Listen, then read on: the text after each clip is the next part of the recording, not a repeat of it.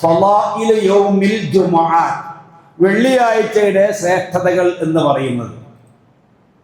ഇവിടെ നമ്മൾ മനസ്സിലാക്കേണ്ടത് നമ്മുടെ സമയങ്ങൾ വളരെ വിലപ്പെട്ടതാണ്. അത് ജോലിയിലാണെങ്കിലും അതല്ല നമ്മുടെ ദുനിയാവുമായി ബന്ധപ്പെട്ട മുഅമ്മലാത്തുകളിലാണെങ്കിലും. പക്ഷേ പരലോകത്തേക്ക് വേണ്ടി സമയം ചിലവഴിക്കുന്ന വിഷയത്തിൽ നമ്മൾ ഒരിക്കലും അലംഭാവം കാണിച്ചുകൂടാ. നിങ്ങൾക്കറിയാം, നമ്മളെ മക്കൾ പലരും ഇപ്പൊ ചെയ്യുന്ന എന്താണ്? 8 മണിക്ക് ചോറ് കഴിച്ചിങ്ങനെ കിടക്കുകയാണ്. എന്തിന്? 1:30 മണിക്കത്തെ കളിക്ക് എഴുന്നേറ്റ് കളി കാണാൻ. ഇതെന്താ ഖിയാമുല്ലയാണ്? എന്തൊരു ജാഗ്രതയാണ്, എന്തൊരു താല്പര്യമാണ്, എന്തൊരു ഇഷ്ടമാണ്. ഒരുത്തൻ ഗോൾ ഇങ്ങോട്ട് അടിക്കുന്നത് കണ്ട നമ്മള് പറയാൻ പറ്റില്ല.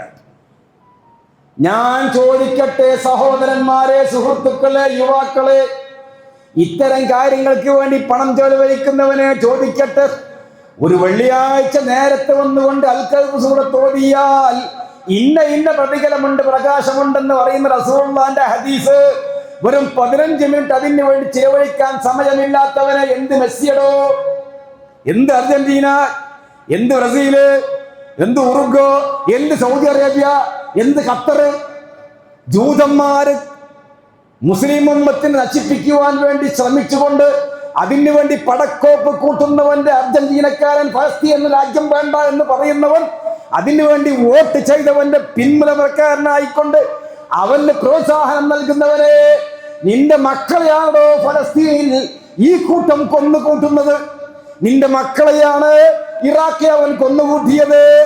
അവന്റെ കൂടെ പിറപ്പാണ് ഇസ്രായേൽ എന്ന് മനസ്സിലാക്കാതെ അവൻ്റെതായിരിക്കുന്ന പിന്തുണ കൈയടിക്കുന്നവരെ നീയൊക്കെ എന്ത് മുസൽമാൻ? നീയൊക്കെ എന്ത് മുസൽമാൻ? പരസ്യം കൊണ്ട് ജീവിക്കുന്നവരാണ് ഇസ്രായേലികൾ, പരസ്യം കൊണ്ട് ജീവിക്കുന്നവരാണ്. ഇതിന്റെയൊക്കെ പിന്നിൽ നേരത്തെ തന്ത്രം പ്രയോഗിക്കുക എന്ന് പറഞ്ഞ പോലത്തെ തന്ത്രങ്ങളുണ്ട്. അത് മനസ്സിലാക്കാൻ നമ്മുടെ മക്കൾക്ക് കഴിയുന്നില്ല. മുസ്ലിം ഭൂരിപക്ഷ പ്രദേശത്ത് മാത്രമാണ് ഈ അപകടമുള്ളത്. മറ്റുള്ള സമുദായങ്ങൾ തിങ്ങിപ്പാർക്കുന്ന സ്ഥലത്ത് ഒരൊറ്റ ബോർഡുകളോ ഫ്ലക്സുകളോ ഒരൊറ്റ നോട്ടീസുകളോ ലൈറ്റുകളോ തോരണങ്ങളോ കാണുന്നില്ല. എന്തെന്ന് വെച്ചാൽ മുസ്ലിമീങ്ങളെ നിങ്ങളെ കളിയിൽ കൊടുക്കാനാണ് ഞങ്ങൾ ഇത് ഉണ്ടാക്കിയത് എന്ന് ജൂതൻ പച്ചയായി പറയുന്നു, നസ്രാണി പച്ചയായി പറയുന്നു.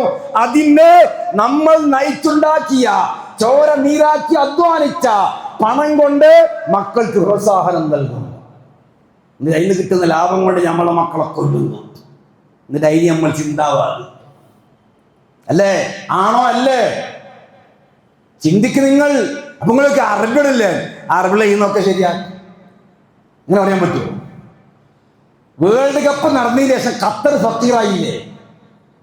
ഇത് അറിഞ്ഞല്ലേ? 15 വിസ ക്യാൻസലാക്കി പോയില്ലേ? ഒക്കെ ഭൗതികമായി അറിയുന്ന കാര്യമല്ല നമ്മൾക്ക്. ഇതാണ് ഞാൻ പറയുന്നത്. എന്തിന് നമ്മൾ ഈ ഒരു അൽ-കഹ്ഫിന്റെ 15 വരി ഓടാൻ സമയം കിട്ടാത്തവന് രാത്രിയിൽ മണിക്കൂറുകളോളം ഉറക്കമൊഴിച്ചുകൊണ്ട് സുബഹി ജമാഅത്ത് പോയിട്ട് സുബഹി നമസ്കാരം നഷ്ടപ്പെടുത്തി, അന്നത്തെ ജോലിയും നഷ്ടപ്പെടുത്തി, നേരത്തെ കടയടച്ചുകൊണ്ട് ഇന്ന് കളിയുണ്ടെന്ന് പറഞ്ഞു പോകുന്നവൻ ജുമുഅ സമയത്താണെങ്കിൽ ജുമുഅക്ക് ആളുണ്ടാവില്ല. കാരണം എന്താ? ഇന്ന് കളിയാണ്.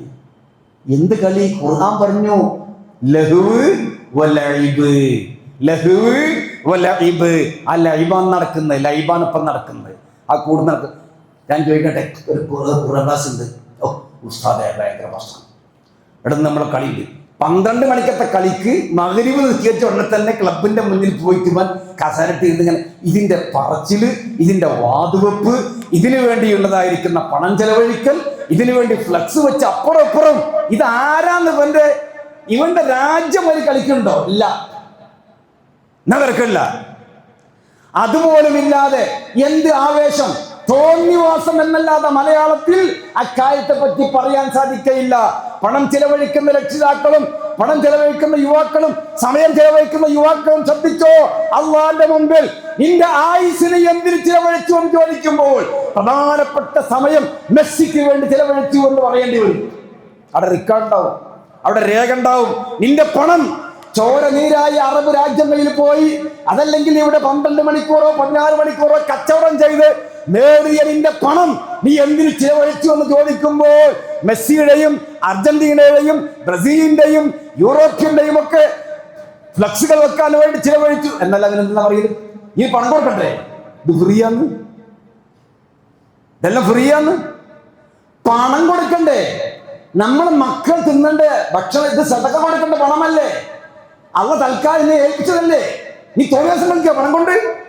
റബ്ബിന് ഒരു സെക്കൻഡ് മതി, റബ്ബിന് ഒരു സെക്കൻഡ് മതി. നിനക്കറിയില്ലേ, കുവൈത്ത് യുദ്ധമുണ്ടായപ്പോൾ ഏറ്റവും ലോകത്ത് വലിയ മൂല്യമുള്ള 60 പൈസയാണ് ദിനാർ. കേടി, കുവൈത്ത് ദിനാർ. ഓരോറ്റ മണിക്കൂർ കൊണ്ട് കാരണമെന്തോ ആവട്ടെ, കാര്യമെന്തോ ആവട്ടെ, അതിന്റെ പര്യവസാനം എന്തോ ആവട്ടെ, അന കുവൈത്തി എന്ന് പറഞ്ഞുകൊണ്ട് അഹങ്കാരം നടിച്ചിരുന്ന കുവൈത്തുകാരന് യുവനിന് റൊട്ടിക്ക് വേണ്ടി ലൈൻ നിൽക്കുന്നവനാക്കിയ ഒരു അനുഭവം ലോകത്ത് നമ്മുടെ മുമ്പിലുണ്ട്. കരുതിക്കോ, ശ്രദ്ധിച്ചോ. ഞാൻ കുവൈത്തുകാരെ മോശമാക്കയില്ല, അതിലൊക്കെ പല കാരണങ്ങളും നമുക്ക് ഉണ്ടായേക്കാം, പറഞ്ഞേക്കാം. പക്ഷേ ഒരൊറ്റ മണിക്കൂർ കൊണ്ട് യുവൻ നൽകുന്ന റൊട്ടിക്ക് വേണ്ടി ഹാഫ് ട്രൗസറും ഇട്ട് ലൈൻ നിൽക്കേണ്ട ഒരു അവസ്ഥ കുവൈറ്റുകൾക്ക് ഉണ്ടായിരുന്നു. മറക്കണ്ട, സെക്കൻഡ് മതി അല്ലാഹ്. ഈ പണം, ഈ ചിലവഴിക്കൽ, ഈ സമയം, ഈ ഉറക്കമഴിക്കൽ എന്തിന്? എന്താ